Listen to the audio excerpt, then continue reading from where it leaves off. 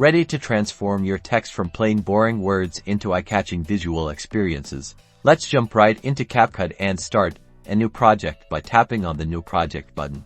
Now, select the video you want as your background. This will be the main video behind your text, so choose wisely, then tap Add to import it.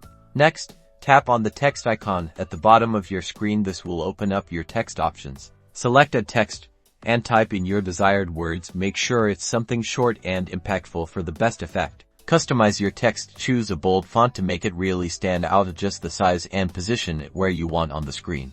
Now, go back to the main editing screen and select Video Effects button. Scroll to the Base Effects category and select Text Outline.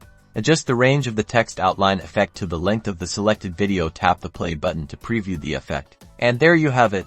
Your video is now creatively embedded within your text. Experiment with different videos and text styles to create amazing visual content. Don't forget to like and subscribe for more Capcut tutorials.